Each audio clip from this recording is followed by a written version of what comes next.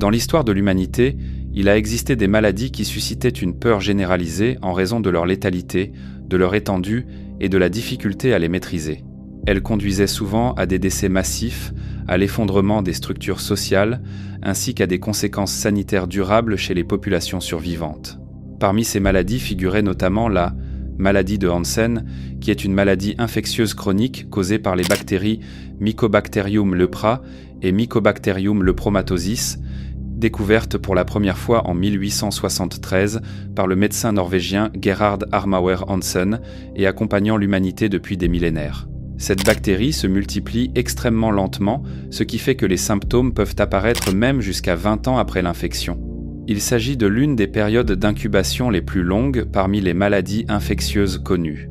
Bien que de nombreuses personnes associent encore la lèpre à une destruction sévère de l'organisme et à la mort, les données contemporaines de l'OMS montrent que la maladie n'est pas très contagieuse, qu'elle nécessite un contact étroit et prolongé avec une personne non traitée, et qu'elle est totalement guérissable grâce aux antibiotiques.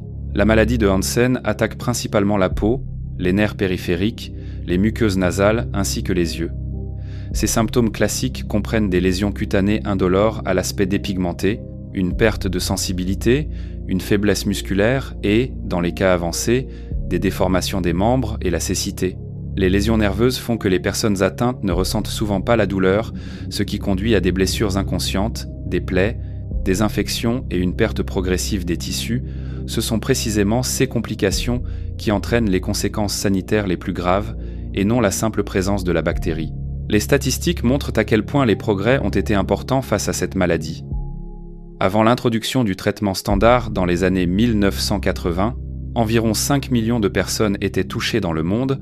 Aujourd'hui, le nombre de nouveaux diagnostics est d'environ 190 000 par an et le nombre global de cas a considérablement diminué. En 2024, 188 pays ont signalé plus de 170 000 nouveaux cas de la maladie de Hansen, dont plus de 40% concernaient des femmes, environ 5% des enfants, et chez plus de 9 000 patients, on a constaté des handicaps graves au moment du diagnostic. La majorité des cas est observée en Asie, en Afrique et en Amérique du Sud, en particulier en Inde, au Brésil et en Indonésie.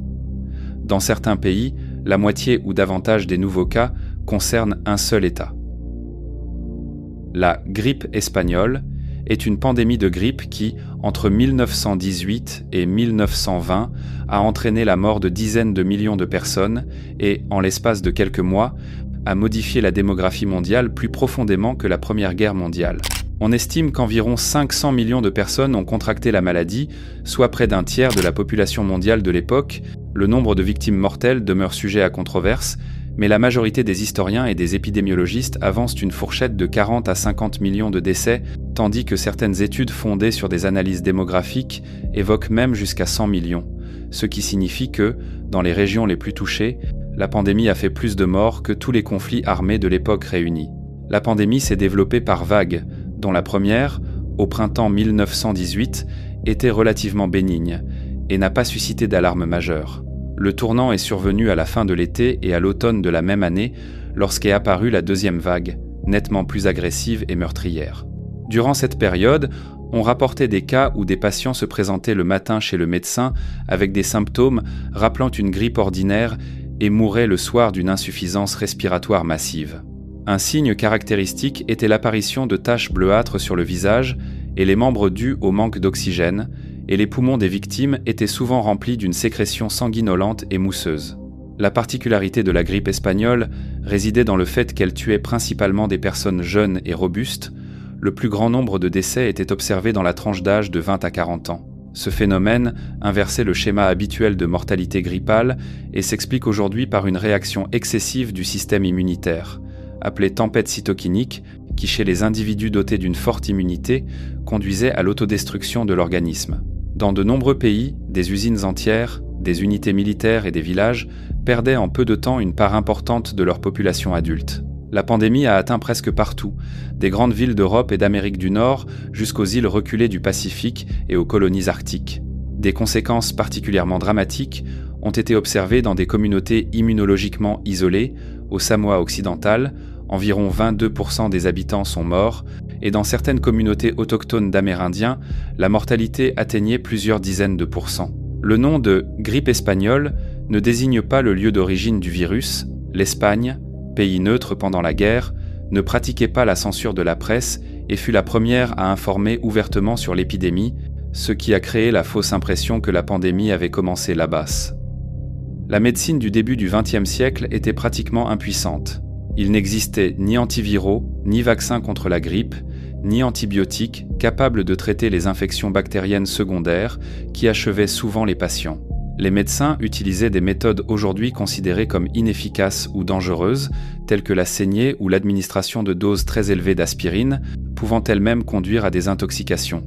La seule arme réellement efficace reposait sur des mesures non pharmacologiques, l'isolement, la fermeture des écoles, des théâtres et des églises, ainsi que le port de masques, bien que l'absence de décisions coordonnées et les retards aient fait que ces mesures arrivèrent souvent trop tard. La maladie du sommeil africaine est une maladie parasitaire mortelle, connue en médecine sous le nom de trypanosomiase humaine africaine, causée par des protozoaires du genre Trypanosoma brucei, transmis par la piqûre de la mouche tsé dans la région subsaharienne de l'Afrique, où environ 70 millions de personnes sont exposées dans 36 pays. La maladie présente deux formes épidémiologiques principales. La forme ouest-africaine, provoquée par Trypanosoma brucei gambians, responsable de plus de 94% des cas et évoluant lentement sur des mois ou des années, et la forme est-africaine, causée par Trypanosoma brucei rhodesians, plus aiguë et souvent mortelle en quelques semaines ou quelques mois après l'infection. Au cours des premières semaines suivant le contact avec la mouche infectée, les patients ressentent généralement des symptômes non spécifiques, fièvre récurrente, maux de tête, douleurs musculaires et articulaires, faiblesse et démangeaisons, ce qui rend le diagnostic précoce difficile, même pour des médecins spécialisés. À mesure que l'invasion progresse, les parasites passent du sang au système nerveux central, provoquant des troubles du sommeil et de l'éveil.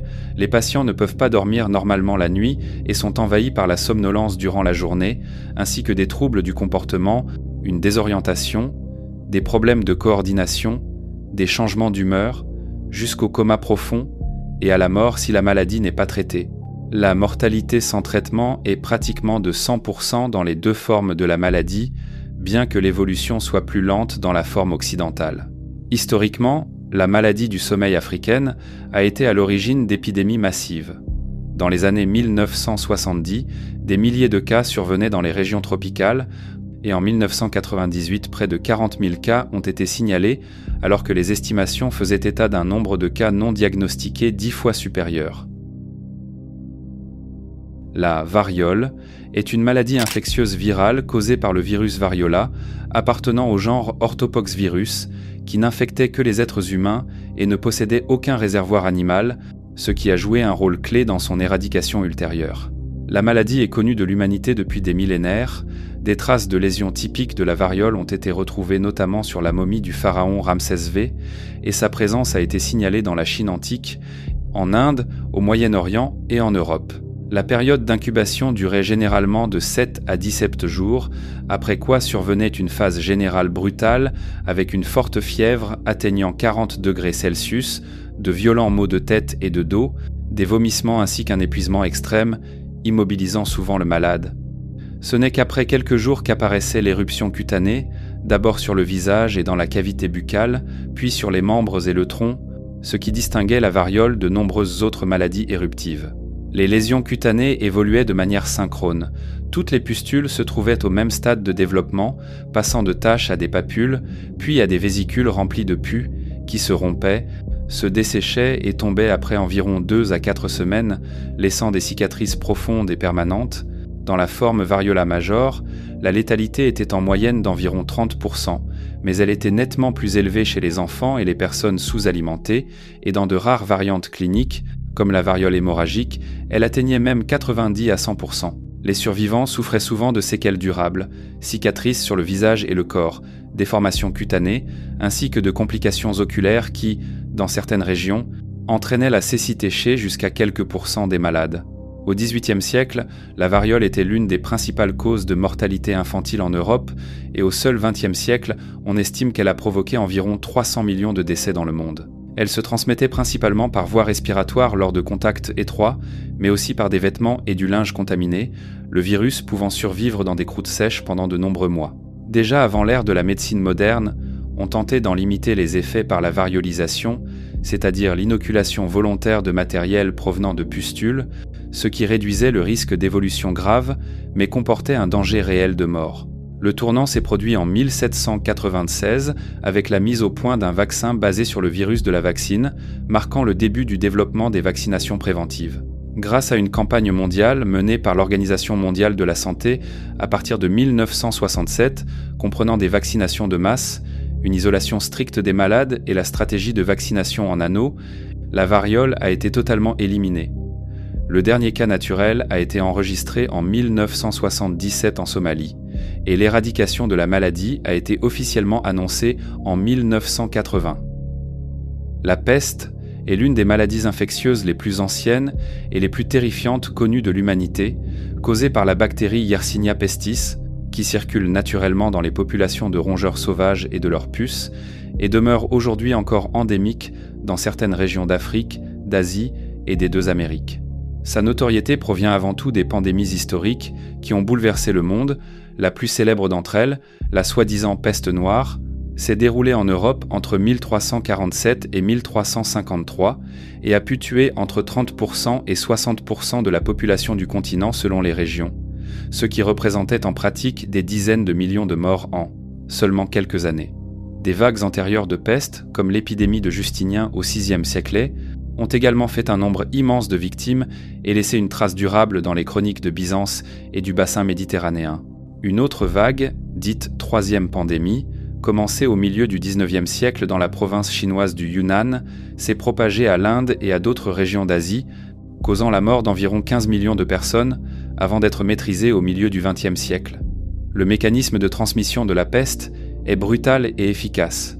Le plus souvent, les bactéries sont transmises à l'homme par la piqûre de puces infectées ayant auparavant parasité des rongeurs tels que les rats ou les écureuils ou par le contact avec des animaux infectés. Une fois dans l'organisme, les bactéries peuvent provoquer l'une des trois formes de la maladie.